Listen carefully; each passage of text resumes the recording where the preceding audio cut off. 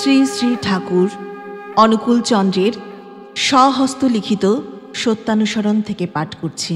জাল ভক্তি। অবিশ্বাসী ও বহু নৈষ্টিকের হৃদয়ে ভক্তি আসতেই পারে না। ক্লীবত্ব, দুর্বলতা অনেক সময় ভক্তির খোলস পড়ে দাঁড়ায়। তা হতে সাবধান হও। একটু কাঁদলেই বা নিত্যগীতাদিতে উত্তেজিত হয়ে লম্ফজম্পাদি করলেই যে ভক্তি হল তা নয় গো। সাময়িক ভাবোন্মত্ততাদি ভক্তের লক্ষণ নয় গো। ভক্তের চরিত্রে পাতলা অহংকারের চিহ্ন এবং উদারতা ইত্যাদির চিহ্ন কিছু না কিছু থাকবেই থাকবে, নতুবা ভক্তি আসে নাই। দুর্বল ভাব উন্মত্ততা অনেক সময় ভক্তির মতো দেখায়, সেখানে নিষ্ঠা নাই, আর ভক্তির চরিত্রগত লক্ষণ নাই।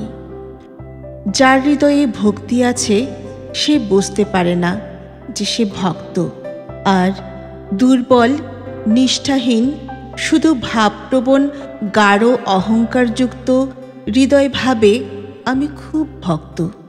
অশ্রু, পুলক, শ্বেত কম্পন হলেই যে সেখানে ভক্তি এসেছে তা নয় গো।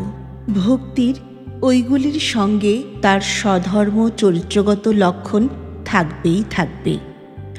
অশ্রু, পুলক, শ্বেত কম্পন ইত্যাদি ভাবের লক্ষণ, তা অনেক রকমের হতে পারে।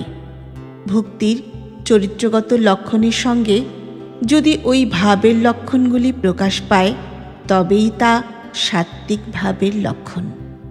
জাল ভক্তি মোটা অহংকারযুক্ত, আসল ভক্তি অহংকার মুক্ত, অর্থাৎ খুব পাতলা অহংকারযুক্ত। জাল ভক্তিযুক্ত মানুষ উপদেশ নিতে পারে না, উপদেষ্টা রূপে উপদেশ দিতেই পারে। তাই কেহ উপদেশ দিলে মুখে চটার লক্ষণ, বিরক্তির লক্ষণ, সঙ্গ পরিহারের চেষ্টা ইত্যাদি লক্ষণ প্রায় স্পষ্ট প্রকাশ পায়। আসল ভক্তিযুক্ত মানুষ উপদেষ্টার আসন নিতে একেবারেই গররাজি। যদি উপদেশ পায় তার মুখে আনন্দের চিহ্ন ফুটে বেরোয়। জয় গুরু।